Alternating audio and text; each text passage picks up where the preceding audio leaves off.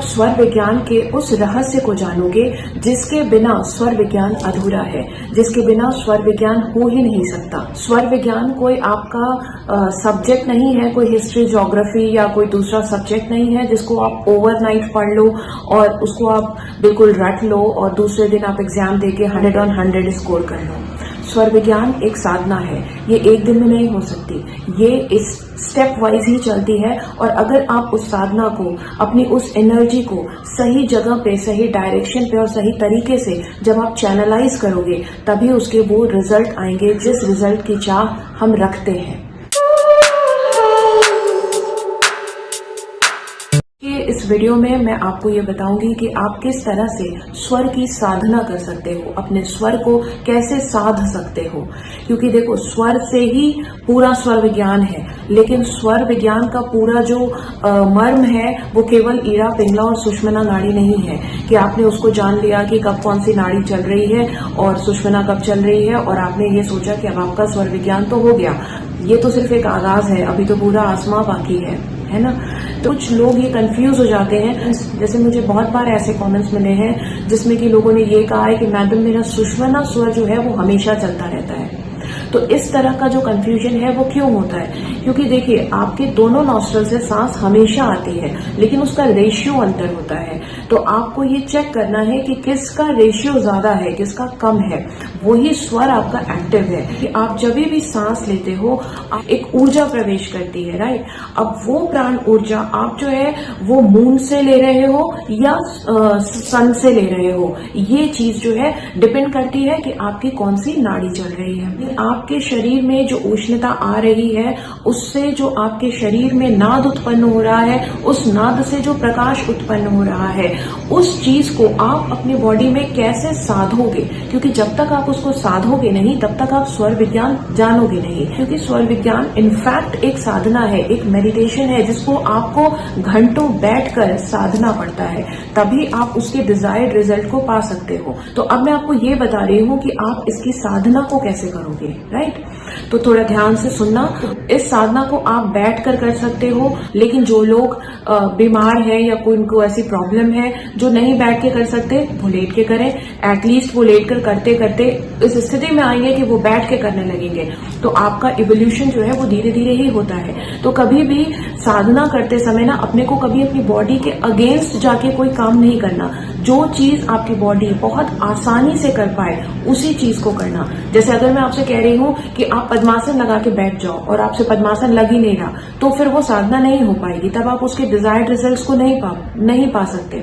तो आप जिस भी पोजीशन में कंफर्टेबली बैठ पा रहे हो, क्योंकि इसमें एक थोड़ा लंबे समय तक आपको बैठना होगा, तो आप एक कंफर्टेबल तरीके से बैठ जाओ। और दूसरा नियम है कि आपको अपना हाथ जो है हमेशा भैरव मुद्रा में रखना है।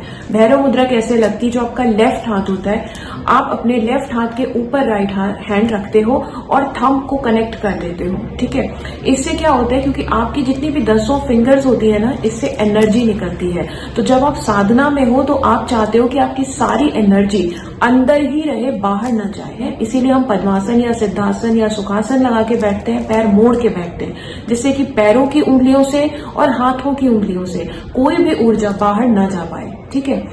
और अब आता है साधना कैसे करनी है। देखो, आपकी आंख में अगर कोई प्रॉब्लम है, जैसे कि आपने कैटरैक्ट का ऑपरेशन कराया है या कोई दूसरी ट्रबल है, आपको कुछ दूसरी कोई भी समस्या है जिससे आपकी आंखों में दर्द है, तो फिर आप कुछ समय के लिए इस साधना को ना करो। तो जो चीज कंफर्टेबली हो पाए उसी को करना। तो आपको ये नाक के जो पॉइंट होता है ना, आपको उसको देखना है अपनी दोनों आंखों से। यानी आपको अपनी आंखें आधी बंद करनी है। जब आप इसको ऐसे देखोगे ना, तो आपकी आंखें अपने आप आधी बंद हो जाएंगी। तो जब आधी बंद होंगी, उस वक्त आपको 5 से 6 मिनट, 7 मिनट तक आपको टिप को देखते रहना है। अब यहाँ पे अगर आप मान लो कि आपको बहुत ज्यादा स्ट्रेन लग रहा है, तो उस केस में आप एक काम कर सकते हो कि आप मान लो कि नाक की टिप को देखने में कई लोगों को बहुत ज्यादा स्ट्रेन लग सकता है, तो आप अपनी फिंगर लो और जहां तक देखने में आपको स्ट्रेन ना लगे, ठीक है। अगर आप इतना नीचे रखते हो तो हो सकता है स्ट्रेन ना लगे, यहाँ रखो तो लगे। आप खुद देख लो कि आपको कहाँ पे स्ट्रेन नहीं आ रहा। जिस जगह पर आपको स्ट्रेन नहीं आ रहा, वहां पर आप उंगली ऐसे रखो और इसको 3 से 4 मिनट तक देखो, ठीक है। इस पॉइंट को 3 से 4 मिनट तक देखो और उसके बाद ये उंगली हटा दो, लेकिन आंख वहीं रखो, ठीक है, उसी पॉइंट पे रखो जहां पर आपने उंगली रखी थी। स्वर एक्टिव हो वही हाथ उठाना है उंगली देखने के लिए। अगर नाक पे कर रहे हो तब तो नथिंग लाइक दैट, तो आप उसको ऐसे ध्यान से देखो 7 से 8 मिनट तक। जब आप इसको देखोगे तो क्या होगा मालूम है आपको, ये तरीका जो है सेल्फ हिप्नोटिज्म का तरीका होता है। इस समय आप अपने सबकॉन्शियस ब्रेन को एक्टिव कर लेते हो और इस समय आप अपने मन में जो भी कुछ कहते हो वो आपके सबकॉन्शियस ब्रेन में चला जाता है।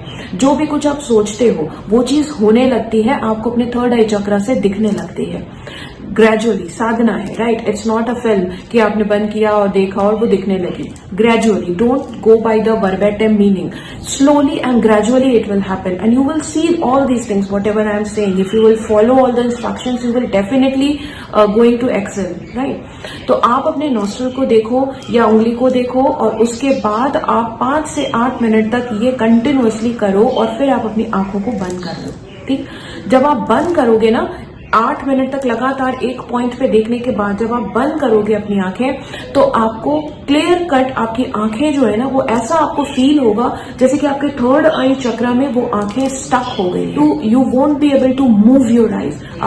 और जिस वक्त आपको ऐसा स्टक फील हो you deep breath, right. After closing your eyes you start deep breathing. आपको ये बहुत अच्छे से पता चल जाएगा कि आपकी किस नॉस्ट्रल से सांस ज्यादा आ रही है। अगर आपका लेफ्ट से आ रहा है तो आपको चंद्र की साधना करनी है, राइट से आ रहा है तो आपको सूर्य की साधना करनी है। मान लो कि आपका सूर्य स्वर एक्टिव है तो आपको अपने थर्ड आई चक्रा पे सन को फील करना है, एक गोल्डन एनर्जी को फील करना है, राइट।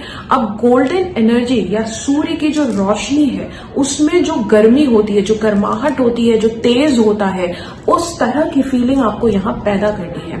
और जब आप ये 8 मिनट यहाँ देखने के बाद आंख बंद करोगे ना यू विल फील दैट। एक लेजर लाइट की तरह आप यहाँ फील करो कि एक गोल्डन एनर्जी आपको यहाँ पर सूर्य का एकदम तेज प्रकाश एलईडी की तरह, बिल्कुल लेजर लाइट की तरह आप अपने थर्ड आई चक्रा में फील करो। और फील करने के बाद आप जब सांसें अंदर ले रहे हो यानी जब आप राइट नॉस्ट्रल से सांसें अंदर जा रही हैं तो वो जो लाइट है ना, जो सूर्य की रोशनी, जो गोल्डन लाइट आपने इमेजिन की है वो आपकी सांसों के साथ अंदर जा रही है। आपको ये विजुअलाइज करना है कि आज्ञा चक्र से होते हुए वो आपके टोज तक जा रही है, टोज से फिर वो बाहर नहीं जा रही, टोज से वो फिर वापस से रोटेट होते हुए आपके आज्ञा चक्र तक, फिर वो पूरा एक रोटेशन, आपका ओवल शेप का पूरा रोटेशन आपके हाफ बॉडी में गोल्डन एनर्जी के साथ आपको फील करना है, तब जब आपका सूर्य स्वर चल रहा हो। और यही काम आपको अपने रेस्ट हाफ में करना है तब जब आपका चंद्र स्वर चल रहा हो, ठीक है। चंद्र स्वर के समय भी आपको आधा फील करना है कि आपको एक सिल्वर लाइट है जो चंद्रमा की चांदनी है वो आपके पूरे इस बॉडी के अंदर रोटेट कर रही है। It's not going out, it's rotating from your third I chakra, starting from your third I chakra till your toes. It is rotating, it's not going out, it's rotating inside your body, half of the body, ठीक है।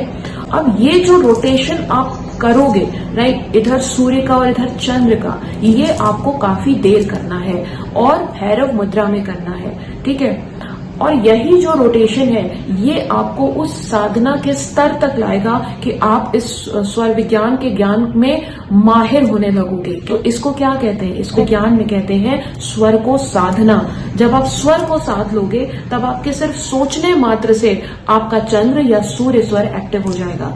आप केवल focus करोगे अपने left nostril पे, आपका चंद्र स्वर active हो जाएगा। केवल फोकस करोगे राइट पे और सूर्य स्वर एक्टिव हो जाएगा। तो ये है स्वर विज्ञान का फर्स्ट स्टेप। सो इसके बाद जो थर्ड एपिसोड आएगा मेरे इस स्वर विज्ञान की क्लास का वो 1 वीक के बाद आएगा, क्योंकि आज थर्सडे है।